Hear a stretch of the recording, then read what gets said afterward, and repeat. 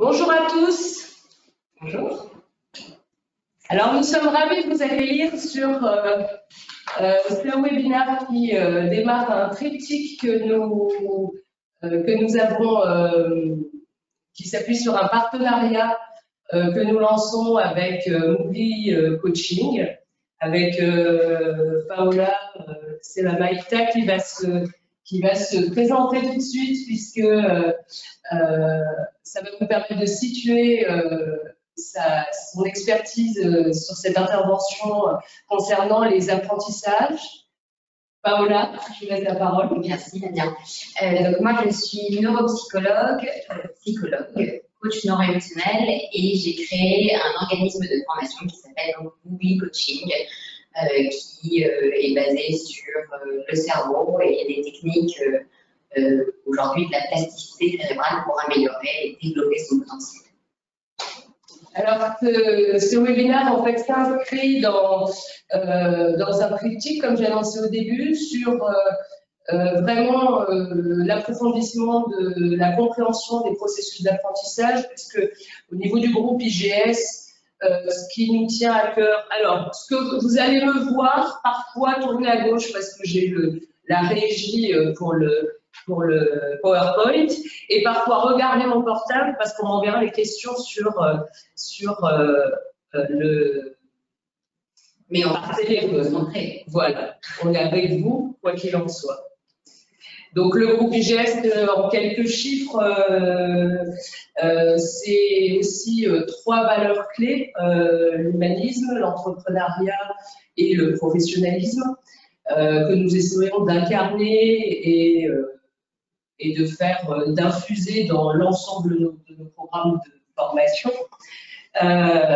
Ces chiffres sont là pour vous redonner de l'envergure pour ceux qui ne nous connaîtraient pas encore.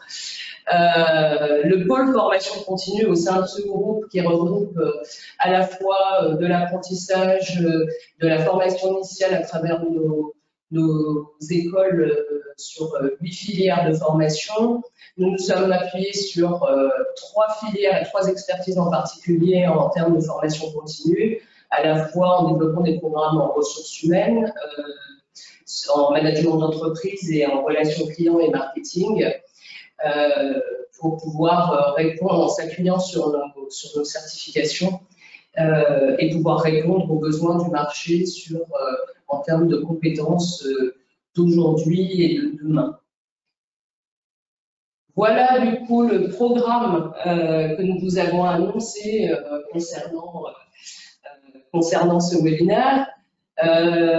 L'idée, c'est de vous donner à la fois une vision et des applications très pratiques sur la façon dont fonctionne notre cerveau et quelles peuvent être ces applications, on va dire, en relation client et en formation de manière plus générale, puisque c'est vraiment notre sujet, nous, de nous appuyer sur des experts comme vous pour pouvoir optimiser et rendre votre expérience formative la meilleure possible et la plus profitable.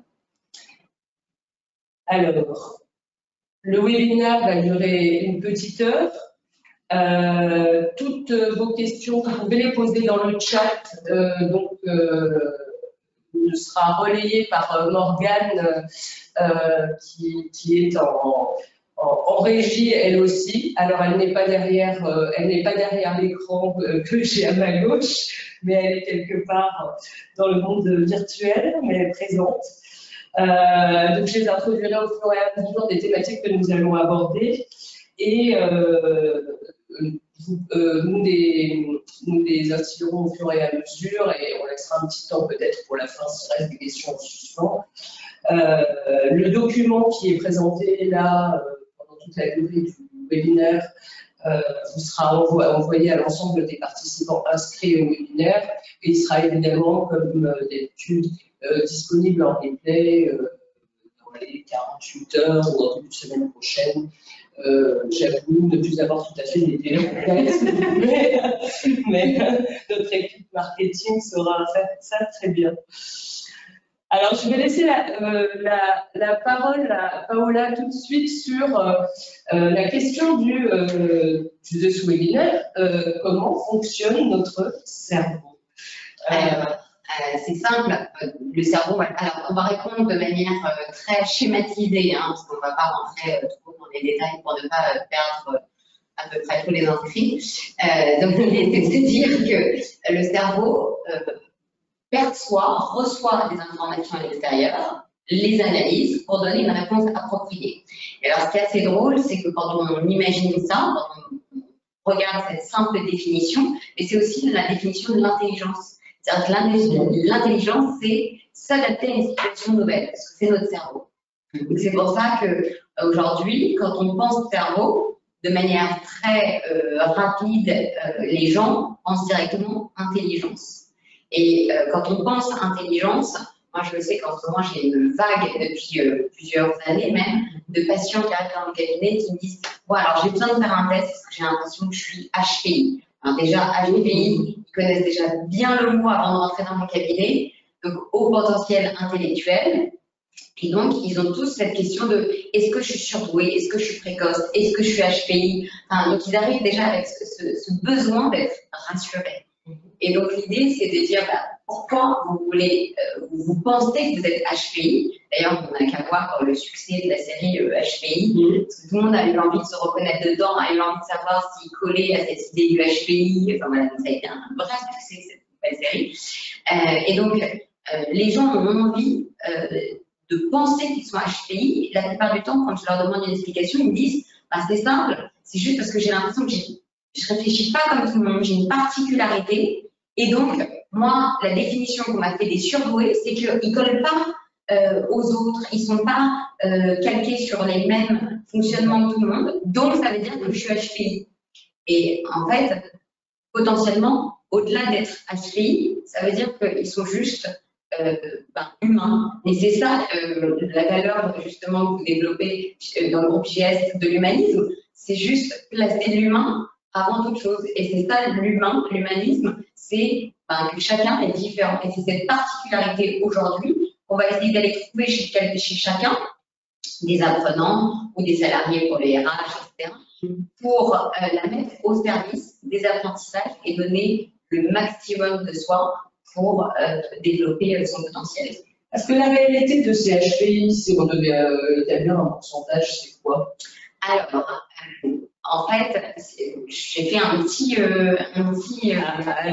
schéma qui s'appelle une courbe de Gauss, qui est une courbe de normalité sur laquelle on peut voir, en fait, on va parler globalement d'un seul test universel qui s'appelle chez les adultes la VICE. Voilà, exactement. Ouais. Et sur en fait la VICE, donc quand on pense à propos de l'intelligence, on va s'arrêter sur ce que les gens connaissent de l'intelligence, c'est-à-dire la fonction cognitive. Donc la VICE va mettre en avant 4 types d'échelles. Elle repose sur 4 types d'échelles. Donc la première, ça va être la compréhension verbale. C'est ce qu'on va globalement appeler l'intelligence cristallisée. C'est ce que les gens ont acquis. D'accord? Toutes les stimulations qu'on a acquis, scolairement, familialement, l'environnement. Voilà. Ensuite, il y a la deuxième catégorie qui s'appelle le raisonnement perceptif. C'est la manière dont on raisonne et perçoit. Donc, ça traite plutôt du QI, alors QI, quotient intellectuel, inné. Donc, c'est plutôt quelque chose de potentiel. Et les deux autres catégories qui vont être la mémoire de travail, dont on parlera beaucoup plus après, justement, par rapport au cerveau, et la vitesse de traitement, c'est la vitesse à laquelle on traite une information. Ces 4 catégories-là, ces 4 échelles, vont se retrouver donc sur cette courbe dite de normalité. Et à peu près, la moyenne est calculée par rapport à votre année de naissance, mois de naissance et jour de naissance. Et donc, on dit que la moyenne d'une personne équivalente à vous est à 100. Et donc, elle se situe entre 90 et 110. Et puis après, en fonction, par exemple, entre 110 et 120, c'est moyen fort, plus de 120 à 130, c'est supérieur, et plus de 130, on dit très supérieur. Donc, les gens, quand ils arrivent dans le bureau pour faire un test, en général, ils me disent « Alors, est-ce que je suis très supérieure ?» fait, voilà, c'est ça l'intérêt. En fait, c'est 2,2 si on regarde. Exactement, c'est 2,2% de la population. Ça relativise Exactement, mais par rapport aux gens qui viennent se présenter dans mon bureau, j'ai l'impression que c'est 90% de la population. Donc, ça ne veut pas dire que les gens qui n'appartiennent, entre guillemets, pas à cette catégorie ne sont pas intelligents. Ça veut simplement dire que dans l'intelligence telle qu'elle est conçue de manière générale, générique, aujourd'hui, ils n'appartiennent pas à ce type de supériorité intellectuelle. Mais il y a plein d'autres types d'intelligence. Donc c'est ça que vous allez que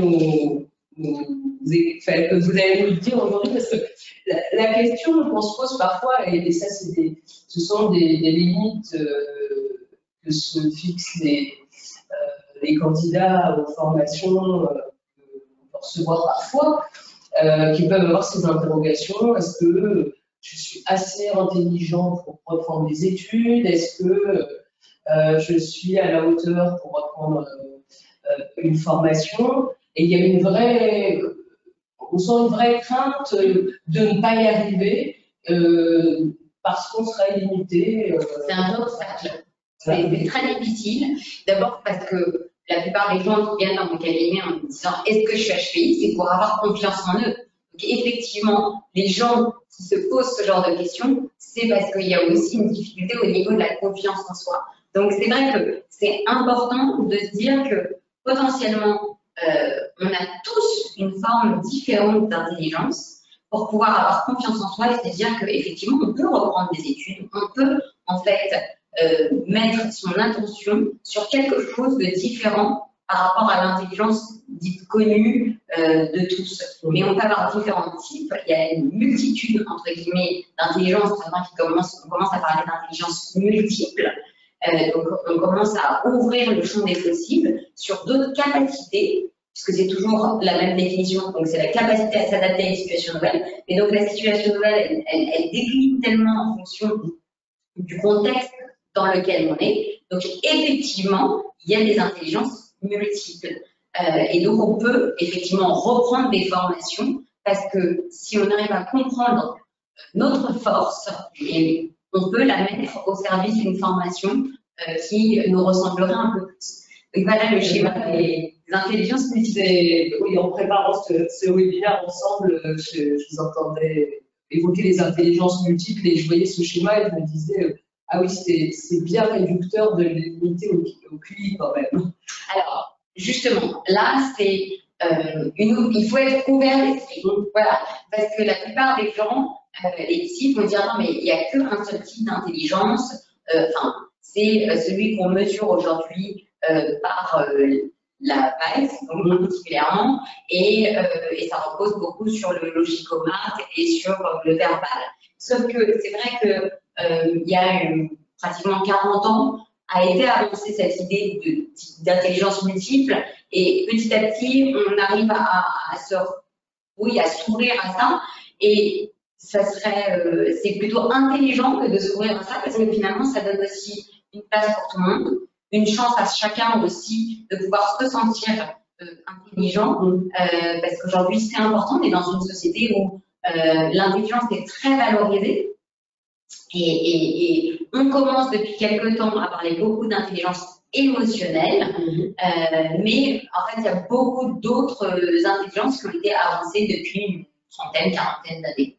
Donc, au-delà de l'intelligence émotionnelle, dont on parle beaucoup d'ailleurs depuis les 2 dernières années avec la crise du Covid, de la Covid même, donc on parle beaucoup d'intelligence émotionnelle, mais il y en a plein d'autres. Donc vous avez par exemple, au-delà du logico-mathématique et du verbo-linguistique, donc qui sont quelque chose d'un peu plus classique, on va avoir de l'intelligence musicale, par exemple, qui va se baser sur le rythme de la musique. Donc je vois par exemple de temps en temps des patients qui, lors d'un test, me montrent qu'ils sont en train d'apprendre et d'utiliser une information sur un rythme musical. Et donc c'est très intéressant et ils mettent en avant ce type d'apprentissage, sauf qu'on leur a pas dit que c'était génial. On ne leur a pas donné confiance en eux là-dessus Et bien souvent, on les regarde, on dit mais qu'est-ce que tu fais, mais ça va pas, c'est pas comme ça qu'il faut apprendre, voilà. Mais au contraire, ils peuvent aussi se reposer là-dessus. Et on va voir qu'il y a d'autres types d'intelligence sur lesquels on peut aussi se reposer. Donc par exemple, il y a l'intelligence corporelle qu'on appelle kinesthésique. Donc ce sont des gens qui ont besoin d'utiliser leur corps, donc qui vont utiliser les mains, l'expression du corps. Donc ça va être plutôt des sportifs, des gens qui vont faire du théâtre. Voilà. Donc ça c'est aussi une forme d'intelligence qui a été développée. Et puis il y a aussi par exemple l'intelligence, alors là qui va être plutôt visio-spatiale. Donc ça veut dire essayer de transformer ce qu'on voit en image mentale, ce qui est plutôt de l'ordre de la flexibilité mentale, ce qui est beaucoup touché, ou en tout cas très important quand on parle d'attention, de concentration, de mémorisation. Ensuite, par exemple, il y a deux types d'intelligence qui sont interpersonnelles et intrapersonnelles. Donc, interpersonnelle, c'est arriver à réagir correctement avec les autres. Et intrapersonnelle, c'est le fait de se connaître soi-même et de se poser les bonnes questions. C'est une forme d'introspection. Et c'est aussi une forme d'intelligence. Et puis après, il y en a qui sont un peu plus ouvertes encore, hein, on va dire ça comme ça. Donc, ça va être une intelligence naturaliste, où c'est des gens qui ont un développement particulier et une approche particulière envers la nature, et un type d'intelligence qui va être existentielle, donc ça va être plutôt philosophique, la particularité de se poser des questions sur le monde et l'ouverture du monde. D'accord. Et du coup, sur l'ensemble de ces intelligences-là, moi, il y en a deux comme ça qui m'interpellent par rapport à nos apprenants, et notamment sur tous les métiers de la relation client. C'est l'intelligence interpersonnelle et aussi intrapersonnelle. Pour moi, elles sont corrélées. Oui. Voilà, du coup, ma question, c'est comment on peut mettre ces intelligences multiples finalement au service de la formation, dans une situation d'apprentissage, et puis sur le domaine de la relation client, comment on peut, d'un point de vue très pratique, la mettre en œuvre. Alors, d'abord, si les gens prennent conscience qu'ils peuvent être intelligents, entre guillemets intelligents, dans le sens où, en fait, ils peuvent être brillants, ils peuvent développer des nouvelles capacités qui les intéressent, et bien déjà, ils vont avoir plus confiance en eux. Pour aborder une formation, il faut quand même avoir assez confiance en soi, qu'elle soit initiale ou une reprise d'études. Enfin voilà, les gens ont besoin d'avoir confiance en soi. C'est aussi ça le moteur de l'apprentissage. Donc, l'idée, c'est, en tant que RH, en tant que formateur, en tant qu'organisme de formation, de leur montrer que tout ce qu'ils ont comme capacité peut être révélateur de talent et donc peut être mis au service de la formation qu'ils vont suivre ou qu'ils ont envie de suivre. Et qu'en fait, ils vont faire aussi, ils vont pas seulement être passifs dans une formation, mais ils vont être aussi actifs, et ce qu'ils ont, c'est peut-être quelque chose que les autres ont à aussi gagner. C'est-à-dire que si j'ai la capacité de mettre en avant mon intelligence interpersonnelle et que d'autres autour de moi ne l'ont pas, ils auront peut-être aussi quelque chose à gagner à être dans la même formation que moi. Et donc de dire aux gens, vous avez quelque chose vous aussi à apprendre à vos pairs, mais à l'IRS, et ben ça peut être intéressant, et donc ça peut redonner confiance en soi et leur permettre finalement d'entreprendre une formation avec beaucoup plus de peps et de motivation. D'accord, donc si je résume ce que vous venez de dire, finalement, ce qui va développer la confiance en soi, c'est d'être reconnu dans sa forme d'intelligence. Exactement. Le fait de reconnaître déjà sa valeur de renforcer la confiance. Exactement. Super. Alors vous allez nous en dire plus, sinon on me plaint toutes les. C'est un peu regorge d'astuces sur lesquelles on peut se reposer. Et vous allez voir que en fait, on peut s'en servir comme ça pourrait être notre meilleur allié. Alors je vois qu'il y a des petites questions. J'allais passer à une autre séquence, mais je vois qu'il y a une question qui arrive. Est-ce que on peut être toutes les intelligences à la fois? On peut avoir beaucoup d'intelligence à la fois. On peut en avoir une ou comme 5. En fait, là, je vous ai donné un panel de types d'intelligence qui ont été un peu mis en avant. On peut se dire que quelqu'un pourrait essayer de toucher à tout. Vous pourrez avoir des propensions ou des intérêts dans chacune de ces intelligences. Pourquoi pas? Rien n'est exclu. Il y a des gens, quand on fait des tests QI, donc la base dont on parlait tout à l'heure, on en parlait, des gens qui en fait vont avoir un très bon résultat dans une des échelles qu'on a évoquées tout à l'heure, et pas dans d'autres. Et c'est ce qui nous fait dire que en fait, on peut avoir tout, on peut n'avoir qu'un seul truc, une seule échelle, mais l'idée c'est de se dire, ok, c'est pas parce que je suis moins bon dans un autre type d'intelligence que je ne suis pas intelligent. Or, aujourd'hui, de manière générale, si on ne voit pas un profil homogène, c'est-à-dire les 4 échelles dont on a parlé tout à l'heure, il faut qu'elles soient regroupées dans une même catégorie sur cette fameuse échelle de Gauss.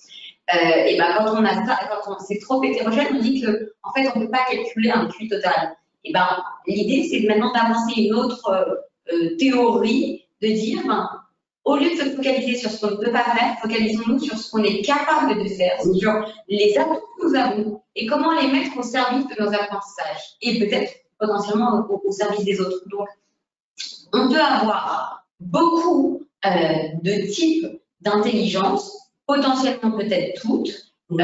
Pourquoi pas? Rien n'est limité. Ah, c'est ça qui est. C'est ça qui est réjouissant, effectivement. Donc on va passer à un autre point de notre programme sur la remédiation cognitive pour être plus performant, et ça va nous amener justement à peut-être voir de manière un peu plus fine le pourquoi de notre partenariat. Est-ce que, mais vous avez commencé à le dire un petit peu, comme il n'y a pas de limite dans l'intelligence, est-ce que notre capacité à apprendre, finalement, elle peut changer? Alors, est-ce qu'elle peut s'améliorer, diminuer, et quels sont les facteurs qui sont de nature à influer, voilà, exactement. Eh bien, tout est dans vos questions. On peut à la fois. On peut à la fois effectivement avoir un déclin, d'accord, de nos performances intellectuelles. Donc, on va parler plutôt maintenant en termes de mémoire, d'accord, parce que c'est finalement ce qui nous permet l'intelligence va reposer en partie sur la mémoire. La mémoire est une fonction cognitive excessivement importante. Dont on devrait prendre beaucoup plus soin. On fait du sport, on pense à nos émotions, et la mémoire est vraiment le centre de notre cerveau. Donc, ne pas la négliger du tout et continuer à la travailler. Parce qu'aujourd'hui, on s'aperçoit de plusieurs choses. La première, c'est que, est-ce que vous apprenez encore, vous, des numéros de téléphone par cœur? Non. Alors maintenant, cette chose le fait pour moi. Voilà, exactement. Mais le jour où elle ne fonctionne plus, et ben là, Est-ce que vous repérez facilement dans la ville ou est-ce que vous utilisez une application pour vous repérer quand vous êtes en voiture, par exemple? Alors comme j'ai une mémoire visuelle aérienne, si je photographie une fois le plan de l'endroit où je dois me rendre, je ne regarde plus l'application. Donc, vous avez une intelligence visuospatiale. Ah bah. C'est ça l'intelligence visuospatiale, c'est la capacité à faire des images mentales. Et bien donc voilà. Donc l'idée c'est qu'aujourd'hui nos cerveaux sont moins performants parce qu'ils travaillent moins, parce qu'on les fait moins travailler et on est devenu fainéants. On a des outils qui nous aident à devenir malheureusement fainéants. Et puis en plus de nos outils qui nous aident, ou parfois nous desservent, on a une surexposition des écrans. Donc, ce qui n'aide pas du tout nos neurones à continuer à être performants. D'accord? C'est un bombardement sensoriel et notre cerveau ne sait plus comment, en fait, continuer à être performant au niveau de l'attention, de la concentration et de la mémorisation. Et donc, aujourd'hui, on observe un déclin de nos capacités, de nos fonctions cognitives, donc attention, concentration, mémorisation, par exemple, très jeune. D'accord? À partir de 20-25 ans, nos cerveaux commencent être un peu plus fainéant, tranquillement, jusqu'à se mettre un peu en dépression, en fait. D'accord. Et on a j'ai une mémoire qu'il y a justement autour de ces âges-là, on ne produit plus de neurones. Alors, on peut en produire toute sa vie. Ah, il y a que des bonnes nouvelles. Mais en fait, mais de la même manière qu'on peut en produire, on peut les resolidifier, elles peuvent aussi se mettre, donc c'est ça, les neurones peuvent se mettre en dépression, c'est-à-dire qu'ils peuvent se dire, moi je me mets en espèce de chômage, j'ai plus envie de bosser, et si on me offre un boulot, je veux bien, si on me restimule, je veux bien rebosser, mais en fait, là, si on ne me fait pas bosser, moi je vois pas pourquoi je viens bosser. Et donc c'est ça le déclin, c'est que vos neurones se disent qu'ils ont plus beaucoup besoin de bosser, d'accord? Et donc, ils pourraient refonctionner avec un programme d'entraînement cérébral sur lesquels je vais venir, mais en attendant, vu qu'on ne les a pas surstimulés, on ne les a pas bien stimulés, on n'a pas fait du sport, ils commencent à décliner. Ceux qui aujourd'hui continuent véritablement toute leur vie à faire travailler leur cerveau, c'est les serveurs quand ils notent pas une commande, ou les acteurs qui doivent apprendre perpétuellement des textes. Mais sinon, vous et moi, de manière générale, on n'apprend pas tous les jours. Donc, un stagiaire qui vient faire une formation, il n'a pas eu l'habitude d'apprendre en continuité. Donc, c'est très difficile pour lui. Et donc, son cerveau va se retrouver un peu en disant, bon, à l'intérieur des neurones, ils vont dire, bon, il faut qu'on bosse, mais ils ne savent pas comment bosser. Et c'est pour ça que Movie Coaching a développé, repose en tout cas sur un programme d'entraînement cérébral qui permet d'améliorer ses fonctions cognitives, d'attention, de concentration, de mémorisation, mais aussi d'impulsivité, de planification, de multitasking, pour permettre aux gens d'utiliser au mieux leur cerveau et donc de performer. Il y a une petite... voilà, je vais vous montrer oui, sur le programme, effectivement, parce que c'est intéressant de voir comment le programme que vous avez développé pour permettre justement de se remettre dans le bain. C'est ce que vous êtes en train de nous dire. Et ces petits cerveaux qui se musclent là, c'est exactement vraiment ça l'image. Hein, c'est qu'on ne va pas courir un marathon en n'ayant pas couru pendant 10 ans. C'est exactement ça. Voilà. Donc en fait, il faut perpétuellement entraîner son cerveau, mais c'est difficile. Et en revanche, nous, notre programme est un programme d'entraînement cérébral qui est flexible, qui se fait sur ordinateur, en présence, à distance, qui va s'adapter en fonction des capacités de chacun des participants, de 4 ans jusqu'à 99 ans, qui a de quoi faire, et qui va reposer donc sur la mémoire de travail. J'ai appelé la société Movie Coaching parce que le cerveau, c'est un peu comme la jungle. Et on va tous des movies en puissance. Imaginez votre cerveau comme une jungle, d'accord? Les neurones, c'est vraiment des lianes qui s'entremêlent comme ça. Et vous devez avancer dans cette jungle. C'est difficile, d'accord? Quand on apprend, on est obligé d'écarter un peu. Mais plus on va passer sur ce même chemin, sur un même chemin, plus en fait, les lianes, on va les repousser, les feuilles, on va les repousser. Et donc, le chemin va se pratiquer de plus en plus aisément. Et c'est pareil avec nos neurones. Plus on va repasser sur les mêmes chemins neuronaux, plus en fait l'influx nerveux va circuler facilement, aisément et rapidement. Et donc c'est ça aujourd'hui ce qu'on appelle la plasticité cérébrale. Et c'est sur cette base qu'on fait de la neuropédagogie, de la neuroéducation. Et donc on reforme, en fait on re-entraîne le cerveau par le fait de refaire de manière automatique des jeux ludiques, donc qui vont en fait reposer sur à la fois l'apport des sciences cognitives et la technologie du jeu vidéo pour proposer un programme qui va à la fois renforcer la mémoire de travail, mais aussi améliorer l'attention et augmenter le contrôle de l'impulsivité. Donc, une fois que vous avez compris que votre mémoire de travail, elle est indispensable, c'est vraiment la capacité à avoir une information et à l'utiliser pour donner une réponse, elle est essentielle dans de nombreuses activités, comme le raisonnement, la compréhension, l'apprentissage.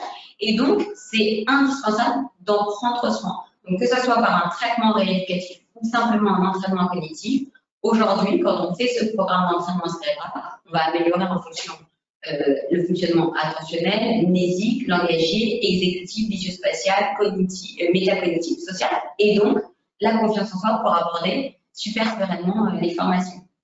Donc effectivement, c'est vrai qu'après nous, dans nos programmes, on redécline je dirais cette philosophie finalement aussi par des mises en situation régulière pour entraîner jusqu'à ce que les compétences deviennent réflexes en fait, suivant les situations réglées, que on répète, on parle de répétition en pédagogie, c'est pas pour rien, et puis par plusieurs types de canaux. Hein, c'est vrai que justement, on n'a pas tous le même mode de perception, ni d'apprentissage. Donc, ça, c'est vrai que nous, après, on le décline et cette complémentarité, une fois qu'on était réentraîné, ou que l'entraînement peut le maintenir. C'est pendant la formation en parallèle, on peut tout à fait continuer à entretenir sa musculature. Exactement. C'est ça, c'est vraiment. D'ailleurs, on appelle ça un programme d'entraînement cérébral, parce qu'en fait, c'est comme un sportif de haut niveau. On l'entraîne jusqu'à pouvoir entrer chez les sportifs de haut niveau, et donc il continuera après à être performant pour pouvoir continuer à être dans la gamme des champions. Donc c'est ça, on entraîne les gens à devenir des champions cérébraux. Voilà. Alors, on va passer à une autre thématique qui, je pense, va tous vous intéresser, parce que ce cerveau, justement, alors, il a des intelligences multiples, il peut être entraîné, il peut être débroussaillé, mais il a parfois des mauvais plis. Oui, bah oui. Parce que tout le monde n'est pas parfait, même le cerveau. Alors, qu'est-ce que vous pouvez nous raconter? Alors, les mauvais plis, c'est effectivement ce qu'on appelle les biais cognitifs. Ça nous biaise, en fait. Effectivement, il y a notre émotionnel, finalement, qui peut venir un peu nous handicaper. Parce qu'on parle d'intelligence, il faut être ouvert, donc il y a l'intelligence pure et dure qu'on a vu au départ, puis il y a l'intelligence émotionnelle et il y a cette intelligence multiple. Mais l'intelligence émotionnelle, elle a aussi une difficulté, c'est-à-dire qu'elle vient nous biaiser un peu de temps en temps. Alors, j'ai pris une définition exacte du biais cognitif, je me suis dit que c'était intéressant et après on va développer. C'est une façon rapide et intuitive de porter des jugements ou de prendre des décisions sans un raisonnement analytique. C'est-à-dire qu'en fait, on fait une distorsion d'un traitement de l'information. Je trouve que cette information, elle est négative, j'ai pas envie de la prendre, je fais comme si je ne l'avais absolument pas vue, et donc j'ai pris ma décision sans traiter finalement ce que j'avais trouvé de négatif. C'est ça les biais cognitifs. Et donc, aujourd'hui, si on travaille plus sur son cerveau, on est capable de prendre une décision avec une ouverture sur le champ des possibles et donc aussi les informations négatives pour ne pas être biaisé et ne pas rester enfermé dans nos biais cognitifs. Mais c'est important ce que vous dites là parce que c'est quelque chose qui peut s'inviter de manière de plus en plus récurrente en fait dans nos environnements, parce qu'on nous demande de plus en plus de décider rapidement et de statuer rapidement face à des situations pour lesquelles on n'a pas toujours l'exhaustivité des informations pour décider.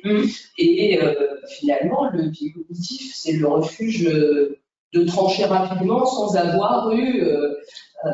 Donc c'est quelque chose qui s'invite. Je ne sais pas ce que vous observez dans votre pratique. Alors, il y en a tellement des biais cognitifs qu'on ne va pas les répertorier tous, évidemment, parce que sinon, alors là, ça durerait vraiment 10 heures de webinaire. Mais nous, on s'amuserait. Mais moi, j'aime bien déjà partir du premier, qui est le plus connu, comme ça les gens comprennent aussi de quoi on parle, le fameux biais cognitif, qui est de dire la première impression est toujours la bonne. La première impression est toujours la bonne, ça veut dire qu'en fait, on s'est focalisé sur la première fois où on a vu une personne et les informations qui viennent après, bah, en fait, on s'en fout complètement. On est focalisé sur notre première impression. Ça, c'est un biais cognitif. C'est-à-dire qu'on ne prend pas en compte potentiellement des informations qui pourraient être négatives ou peut-être même positives pour apprécier différemment une personne. Oui, alors ça, en formation, quand on a un a priori par rapport à un formateur ou un prof, c'est hyper important de prendre du recul et dire, OK, ça, c'est un biais cognitif. Il faut que je m'avoue à moi-même. Donc ça, c'est plutôt une intelligence intra- et interpersonnelle. Donc, je fasse une forme d'introspection pour me dire, ben, je prends en compte des informations que je n'ai pas envie de prendre en compte parce que je suis un peu rigide. Donc, m'ouvrir sur la possibilité d'avoir des victimes finalement par moi-même d'un biais cognitif et donc de s'ouvrir à une autre possibilité vis-à-vis de l'autre. Oui, parce que je vois tout de suite en relation client quel désastre ça pourrait faire de se faire une première impression fausse d'un client qui rentre dans une boutique ou d'un client qu'on a au téléphone ou qu'on voit pour la première fois et de tous les biais que ça peut introduire dans la relation, tout au long de la relation. En coaching, vraiment, on fait ça, on s'axe beaucoup sur ces biais cognitifs, sur ce pouvoir de prise de décision, finalement, qui est relié énormément au cerveau et aux fonctions cognitives.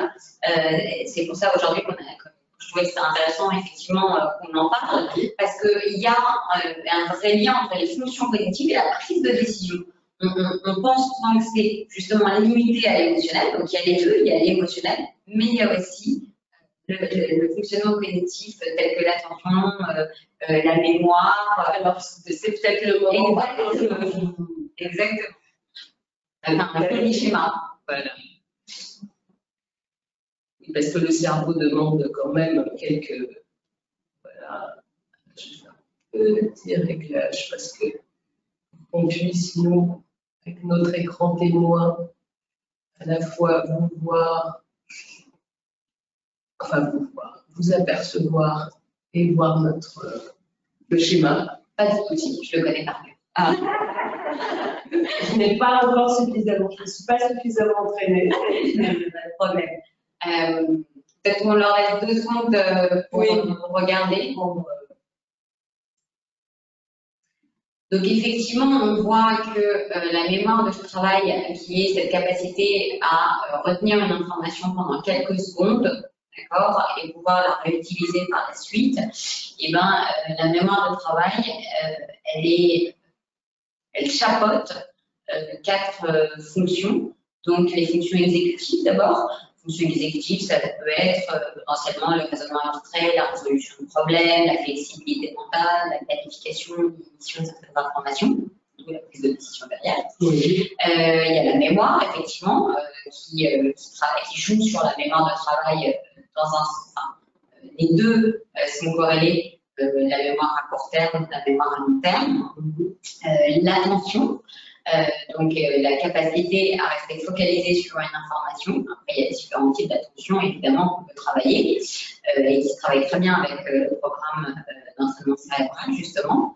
Et il y a la perception, la manière dont on perçoit les éléments extérieurs, soit par la visualisation, soit par le verbal. Enfin, voilà, c'est la perception qu'on a des informations. Et tout ça, donc, donne des éléments à la mémoire de travail qui va interagir sur notre pouvoir de décision. Donc, il y a à la fois quelque chose de l'ordre de l'émotion, mais à la fois quelque chose de l'ordre des fonctions cognitives, justement. Donc, c'est vrai que travailler ces fonctions cognitives donne aussi un vrai apport pour avoir une prise de décision sereine et plus avec le fait d'avoir ouvert le champ des possibles sur tout ce qui pouvait être donné comme information à prendre en compte. Est-ce qu'il y a une corrélation, c'est une question qui me vient là, entre le mode de perception et la nature d'intelligence qu'on développe? Alors, en fonction justement de l'intelligence qu'on développe, c'est parce qu'on perçoit mieux, différemment, qu'on met plus d'enjeux dans une perception différente. Enfin, on va dire par exemple, j'ai une intelligence plutôt, allez, on va aller sur celui qui est moins apprécié, sur l'intelligence en lien avec la nature, et admettons, je perçois quelque chose qui est en lien avec la nature, donc effectivement, puisque j'ai cette intelligence-là qui est plus développée, la perception à ce moment-là va être plus développée que quelqu'un. D'accord. En fonction du contexte dans lequel on se situe, notre perception va être un atout ou pas particulièrement. Et dans ces cas-là, savoir quels sont nos atouts pour essayer de les mettre en avant dans ce qu'on perçoit. Par exemple, si on est dans la nature et que ce n'est pas du tout notre manière, notre intelligence, on va dire ça comme ça, et bien utiliser quelque chose qui pourrait être en rapport avec notre intelligence. Donc par exemple, le visuospatial, le fait de se repérer, le kinesthésique, ce qu'on appelle le corporel, ou encore le rythmique, les bruits qu'on entend. Donc voilà, donc c'est essayer de mettre au service de nos perceptions, de notre intelligence, finalement, les intelligences, les atouts qu'on a en fonction des intelligences qu'on veut développer. Alors, on a deux questions qui sont alors, comment optimiser sa mémoire de travail et quelle est la place de l'intuition dans ce schéma? Alors, la mémoire de travail, par les exercices d'entraînement cérébraux qu'on propose, et simplement donc, en refaisant de manière répétitive les mêmes exercices, on débroussaille le chemin, et donc c'est la mémoire de travail qui est elle-même en fait, qui chapeaute toutes les fonctions cognitives qu'on va travailler pendant ce programme d'entraînement cérébral. Et donc, la mémoire de travail, c'est elle qui est à 100% bénéficiaire et la grande gagnante de ce programme d'entraînement cérébral. Donc, c'est vraiment par ce programme d'entraînement cérébral.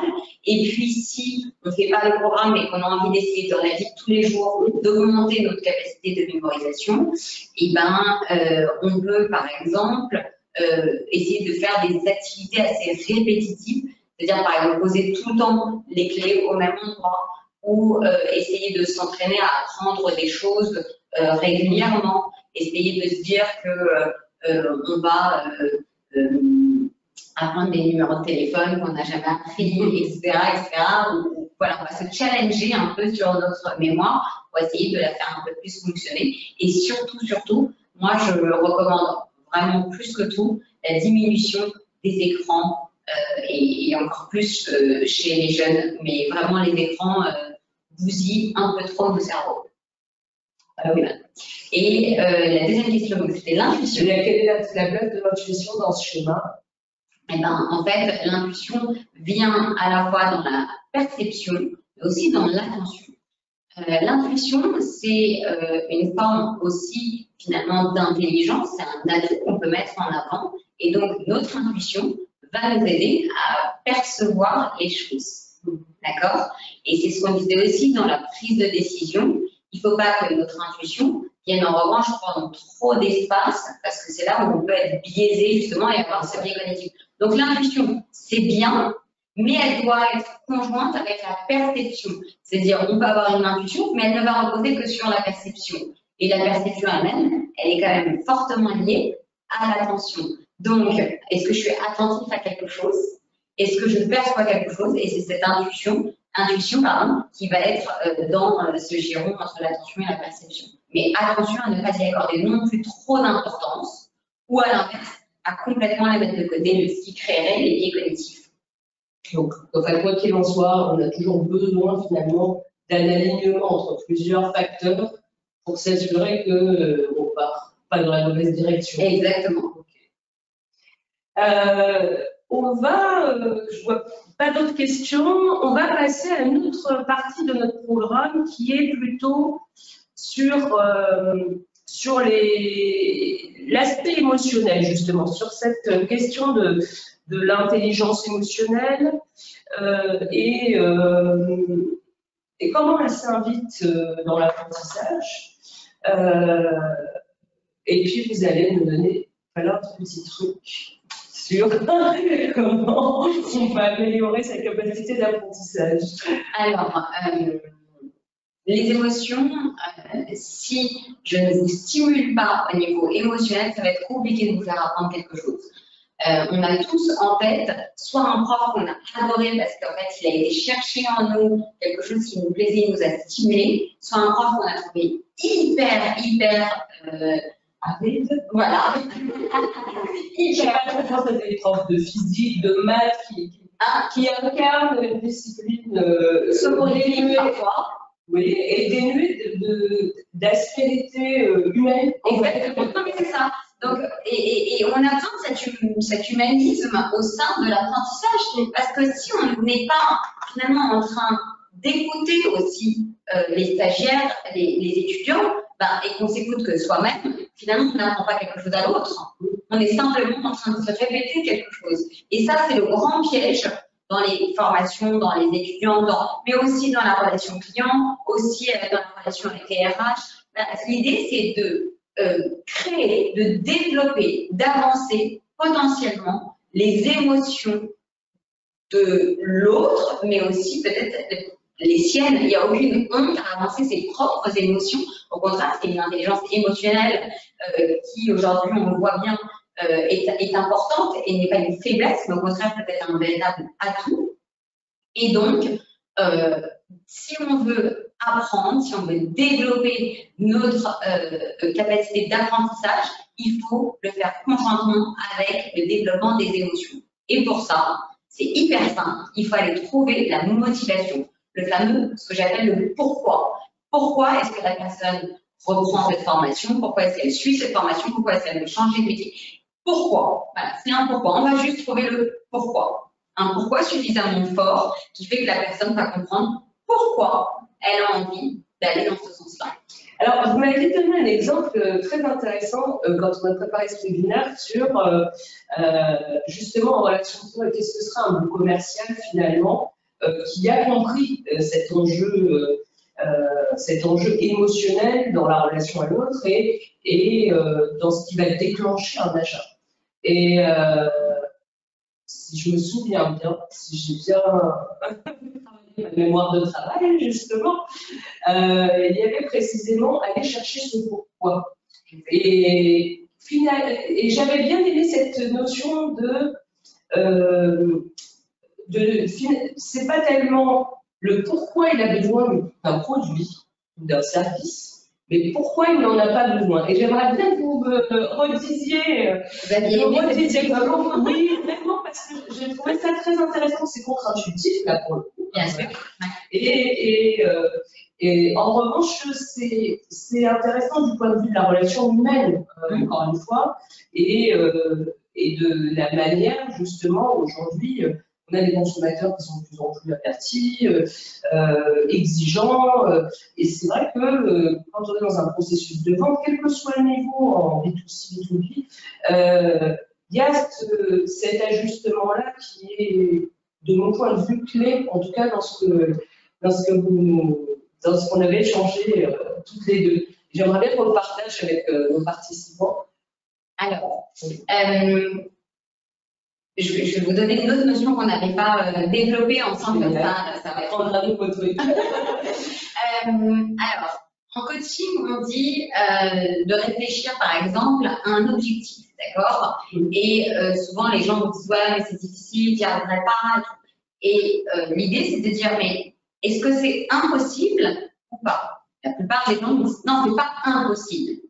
À part ressusciter un mort, c'est compliqué, mais sinon, rien n'est impossible, d'accord? Il n'y a pas de limite. Et donc, à partir du moment où on va chercher l'aspect finalement négatif, c'est-à-dire l'inverse de ce que la personne me dit, est-ce que c'est possible? C'est trop difficile, j'y arriverai pas. Ok, mais est-ce que c'est impossible? Ah non. Et là, c'est assuré. C'est un non assuré. Non, c'est pas impossible. À partir de ce moment-là, la personne sait que c'est possible. Et c'est la même chose, finalement, quand on va pour un commercial. Le commercial, au lieu de toujours chercher finalement, mais est-ce que vous en auriez besoin parce que si, parce que ça, ben non. En fait, pourquoi est-ce que c'est impossible pour vous d'avoir besoin de ça? Non. Alors, ça veut dire que c'est possible. Et on détricote à ce moment-là. Donc, l'idée, c'est de ne plus chercher ce qui intéresserait, pourquoi la personne en a besoin. Mais est-ce qu'elle n'en aurait vraiment pas besoin pour que derrière, elle puisse réfléchir à oui, c'est vrai. Est-ce que vraiment je n'en ai pas du tout besoin? Plutôt de se poser la question, est-ce que j'en ai vraiment besoin? Voilà. Donc, en fait, quand on ça s'appelle un peu de la manipulation mentale, mais c'est au service justement aussi potentiellement de ce que la personne pourrait avoir besoin. Parce que parfois, on dit non, non, c'est bon, j'ai pas besoin. Mais réfléchissez bien. Si la personne se dit c'est pas impossible, ça veut dire qu'elle a un bon potentiellement besoin. Donc, ce n'est pas de la manipulation, c'est juste de lui permettre d'enlever les biais cognitifs qui l'empêcheraient de prendre ce besoin. Très intéressant, vraiment. D'ailleurs, vous avez fait un podcast avec des youtubeurs célèbres du moment, Carlito et voilà, sur les émotions et les sentiments. Ce sera en lien dans le document qu'on va transmettre aux participants. Sur Spotify. Voilà. Si vous voulez aller plus loin sur ce sujet, je vous invite à aller l'écouter. C'est un moment vraiment plaisant. C'est gentil. La gestion des émotions, effectivement. Alors, mais justement, c'est là où il y a une vraie importance des émotions dans l'intelligence. C'est-à-dire que pardon, je suis allée trop loin parce que je sais pas. Donc oui, les émotions au-delà de l'intelligence. Effectivement, c'est ce fameux pourquoi, ce qui nous motive. Et donc, ça nous emmène, alors, je vous ai fait un petit schéma. Alors, je vais aller sur le petit schéma. En fait, c'est ça que je cherchais. Je cherchais un problème. Voilà. Parce qu'on a compris que l'apprentissage se trouve dans la motivation, parce que c'est aujourd'hui ce qui va nous faire ressortir notre pourquoi, nos émotions positives, ou à l'inverse, ça peut être aussi des émotions négatives qu'il va falloir réussir à transformer comme étant le socle de quelque chose de positif. Et on va voir que justement dans les techniques d'apprentissage, si vous regardez ce schéma, je vous laisse juste prendre connaissance du schéma. On retient 10% de ce que nous lisons, 20% de ce que nous entendons, 30% de ce que nous voyons, et on va augmenter tout de suite si on associe ce qu'on voit et ce qu'on entend en même temps, 50%, 80% de ce que nous disons, et alors là, l'explosion, 90% de ce que l'on dit en même temps qu'on réfléchit, qu'on s'implique dans notre apprentissage. Et c'est assez intéressant parce que comme je suis aussi spécialisée dans les troubles de l'attention, on fait des tests sur attentionnels en fait, et on peut voir qu'il y a des gens qui ont des faiblesses dans, par exemple, le fait de voir et entendre en même temps, le fait de dire, écrire, etc. Et donc, on peut travailler là aussi avec le programme d'entraînement cérébral à améliorer cette capacité cérébrale particulièrement parce que les gens ne se rendent pas compte parfois aussi que c'est là dans la faiblesse. Donc là aujourd'hui on leur dit on va être plus performant quand on s'implique à la fois dans nos apprentissages et qu'on réfléchit et qu'on dit, etc. Mais il y a des gens pour lesquels ça va être une faiblesse. Donc c'est vrai que le programme d'entraînement cérébral là, va beaucoup les aider aussi. Et du coup d'optimiser leur présence en formation, c'est-à-dire que tout ce qu'ils auraient proposé ce soit bénéfique pour eux. Exactement. Et qu'ils n'utilisent pas que partiellement ce qu'ils leur fait. Exactement. L'idée, c'est vraiment de leur montrer que il y a des capacités cognitives sur lesquelles on peut se reposer. Moi, c'est vrai que je fais beaucoup de tests de QI, de quotient intellectuel, et je les associe énormément avec des tests de personnalité. Parce que je trouve que c'est ce qui permet aujourd'hui d'avoir une vision globale de la personne et après on peut pousser un peu plus loin et faire un test sur les fonctions cognitives, justement l'attention, la concentration, et donc de donner à une personne la possibilité aujourd'hui de savoir exactement sur quoi se reposer pour apprendre au mieux et utiliser au mieux son cerveau à bon escient. Et de l'autre côté, il y a le programme d'entraînement cérébral qui permet en fait de pallier les difficultés et de redonner confiance en soi. parce qu'on a développé complètement son potentiel. Et donc, c'est là qu'on voit vraiment comment nos philosophies se rejoignent dans notre approche pédagogique en formation et c'est le côté humaniste. Ouais, vraiment. Complètement. C'est le petit mot. Alors, comme je vois le timing qui tourne, alors on passe à la boîte à outils. Est-ce que je suis allée trop vite? Non, c'est parfait. C'est parfait. C'est parfait. Justement, allez, on va donner trois petits tips, trois petits outils. De toute façon, comme il y aura deux autres webinaires, je redonnerai encore des petits outils pour utiliser au mieux son cerveau dans les capacités d'apprentissage. Comme vous pouvez le voir sur ce schéma, il y a la conférence et la lecture qui ont des petits pourcentages de rétention, parce que ce sont des réceptions dites verbales. Il y a l'audiovisuel et la démonstration qui ont des pourcentages un peu plus importants parce que ce sont des réceptions visuelles. En revanche, lorsqu'il y a une participation et une action, qui donc se situe sur les trois derniers, donc l'apprentissage collectif, la discussion de groupe, la mise en pratique, mais aussi le fait d'enseigner, et ben là, on augmente tout de suite ses capacités. Donc, dans les techniques d'apprentissage, j'en donnerai trois. La première, c'est d'expliquer le cours à quelqu'un. Quand on sort de formation, se dire, je peux l'expliquer à quelqu'un qui peut-être a moins bien compris que moi, et ça me permet moi aussi de voir si j'ai bien compris et de me répéter en plus pour que ça soit emmagasiné dans la nuit en mémoire à long terme. La deuxième deuxième petit outil qu'on peut donner, c'est le fait de, en fait, votre cerveau, rappelez-vous, c'est comme un marathonien, on ne peut pas le faire travailler en permanence, il a besoin de pause.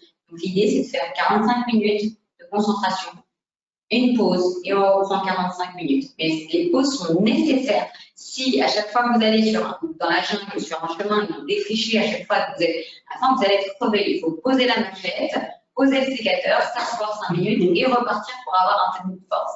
Donc c'est pareil pour notre cerveau dans la jungle. Et enfin, le dernier petit outil que je peux vous donner, qui est mon préféré, c'est que pour apprendre, si on est surchargé mentalement, eh ben, on ne peut pas apprendre. Donc, il faut savoir décharger. On parle beaucoup de la charge mentale, la surcharge mentale, mais on parle peu de la décharge mentale. Et donc, il faut apprendre à décharger mentalement. Potentiellement, vous prenez un agenda dans lequel vous écrivez, donc pas trop de post-it parce que les post-it on les perd et puis ça fait encore plus de charge mentale. Prenez un agenda qui vous sert à écrire tous vos rendez-vous. Je parle vraiment pas dans un agenda électronique, hein, pas de téléphone, mais quelque chose qui revient à la source normale, qui aide au cerveau, c'est d'écrire. On prend un agenda, on écrit ce qu'on a à faire, le jour suivant, les semaines suivantes, etc. Et on le relit tous les soirs avant de dormir pour que notre cerveau se dise c'est bon, c'est écrit, je n'ai pas à y penser toute la nuit et donc je peux dormir sereinement et avoir un sommeil réparateur. Mais c'est ce qu'on abordera dans le prochain. Ça, c'est une clé très très intéressante. Alors, il reste 2 petites minutes pour les questions. Si je regarde sur notre... y a-t-il de nouvelles questions? Non. Je regardais si... sinon, nous allons conclure.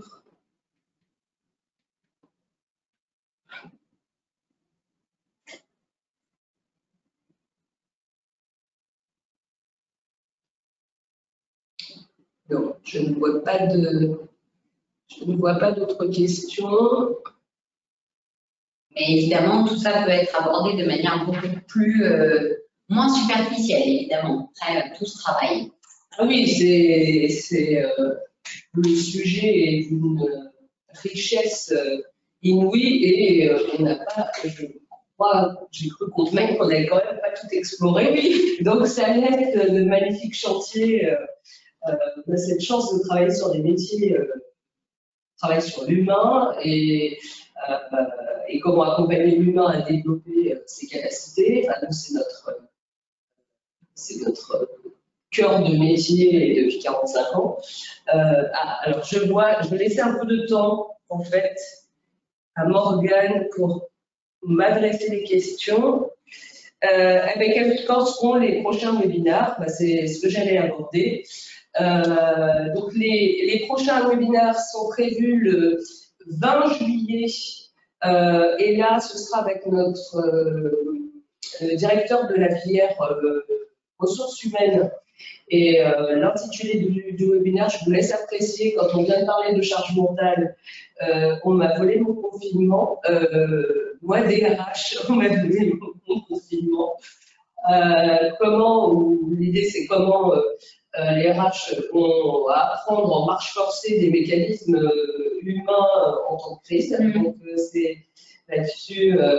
Je sais que ce sera un beau duo avec Paola. Et puis, la rentrée, le 22 septembre, apprendre pour entreprendre avec Damien Suresseau qui dirige la filière management. Et là, on va aller chercher les potentialités de création, on va dire. Si Paola, un petit mot de la fin pour, comme je ne vois pas d'autres questions. Le partenariat, peut-être, c'est vous qui voulez en parler sur le fait qu'on puisse mettre en place le programme. Alors, le partenariat, on travaille actuellement avec Moubli Coaching, c'est vraiment de pouvoir proposer des solutions à nos candidats en formation continue pour justement se préparer ce fameux entraînement et se remettre en jambe pour attaquer le marathon de la formation. Un certain nombre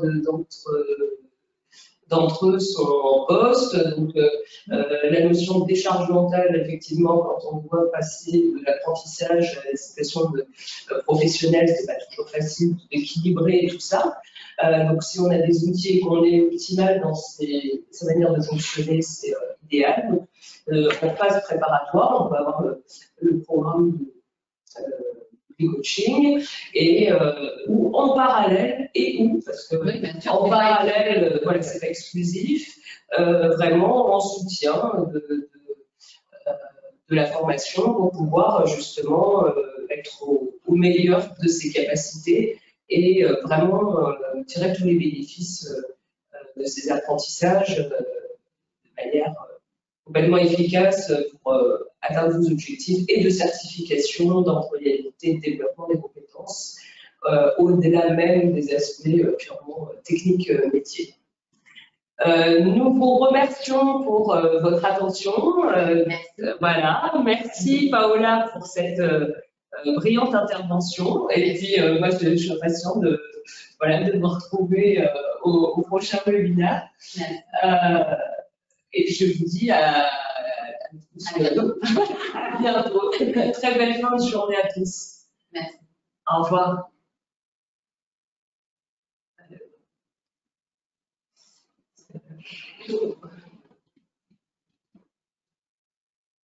Il y a plein de sujets, on n'a pas du tout.